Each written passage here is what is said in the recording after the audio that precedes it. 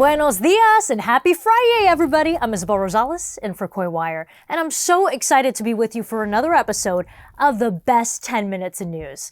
We have a lot of important stories to tell you about today, so let's get right into it. We begin with an update on the war in Iran and the impact it is having on some of the country's most important cultural sites. Iranian state media says that in the nearly 4 weeks since the war began, U.S. and Israeli strikes have caused extensive damage to at least 100 museums, mosques, and other historic buildings. The Ministry of Culture has strongly condemned the attacks and the strikes and says that they've even damaged several of the country's UNESCO heritage sites. That includes the 400-year-old Golestan Palace in Tehran, which suffered extensive damage following nearby strikes. The main concern for us is the resilience of these structures, especially given their age and historical fragility. U.S. Central Command says it has not deliberately targeted civilians, and the Israeli Defense Forces says measures have been taken to minimize collateral damage that could damage these cultural sites. But UNESCO officials are warning that the escalating violence could impact more sites throughout the region. We have communicated all the geographical coordinates to all the parties, so that everyone is aware and that this World Heritage Site should not be subject to any attack. Now to a huge update in the world of women's sports. All eyes may be on the NCAA tournaments, but the biggest breakthrough this week was at the pro level. The WNBA and its players' union announced that they have reached a new agreement that promises to forever change the league. The collective bargaining deal is expected to greatly increase player salaries, which is an issue that had been at the center of ongoing negotiations. The players' union opted out of their previous deal nearly 18 months ago, claiming player salaries were not reflective of the league's explosive growth and popularity. This new deal will increase player salaries and team salary caps by, listen to this, more than 400%. It will also pave the way for million-dollar players for the first time in the league's 30-year history. Now, both sides still need to finalize details of that deal before a final vote, but it's expected to be done well ahead of next month's rookie draft. Speaking of rookies, a quick programming note. The 2026 Naismith Girls High School Player of the Year has just been announced. Kate Harpering from the Marist School in Atlanta was honored this week, just after she committed to UNC Chapel Hill. And Coy just got to play a little one-on-one with Harpering, where they talk about what it's like to be a student athlete and how to even balance it all out. We'll bring you that story next week, so be sure not to miss it. It's time for 10-second trivia. What brain chemical is most commonly associated with feelings of happiness and reward? Is it glutamate, dopamine, adrenaline, cortisol? Well, if you said dopamine, big smile. Studies show that you can instantly trigger a dopamine release by listening to your favorite music, getting some sunlight, petting an animal, or even splashing cold water on your face. Today is the International Day of Happiness. And in this next story, one country is finishing first again. For the 9th straight year, Finland leads the World Happiness Report, setting the gold standard for good vibes. But in other parts of the world, happiness is actually declining, and researchers say social media may be a factor. Here's Scout Richards with what's boosting well-being. In the world's happiest country ranking, one place keeps coming out on top. Finland is still the happiest country in the world, but in some parts of the world, happiness is falling.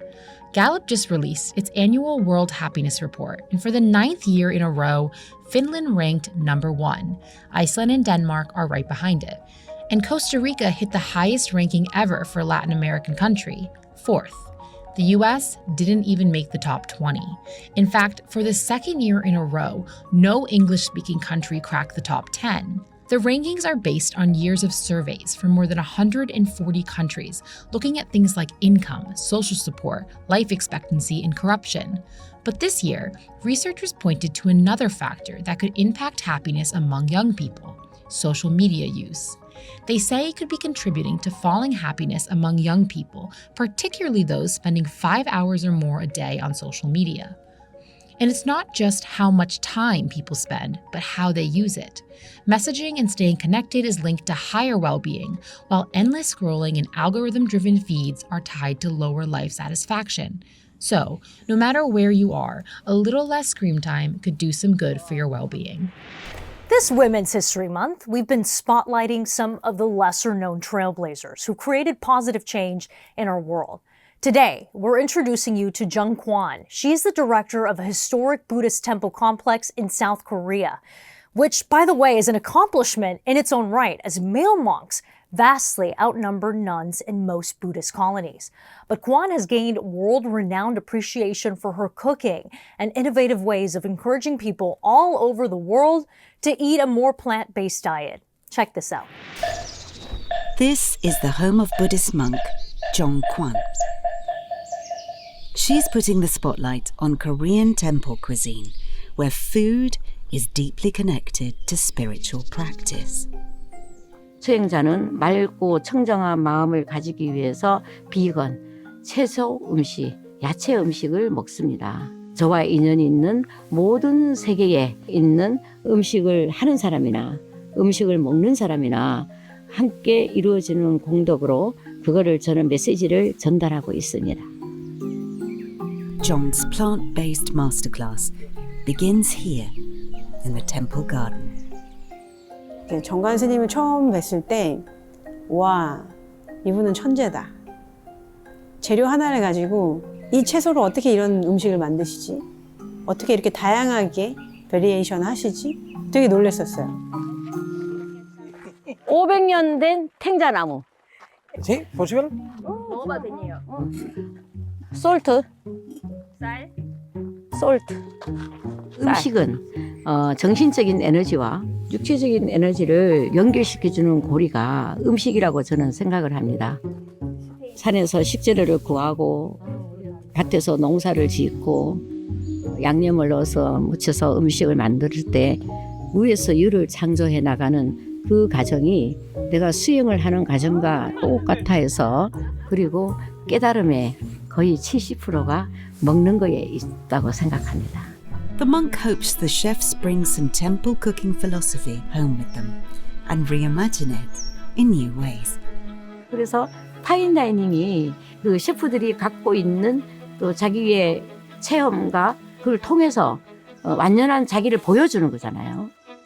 세계 정상의 음식하는 음식 문화와 또 우리 한국의 한식과 사찰 음식 문화를 함께 견주어서 콜라보를 한번 해보고 싶습니다.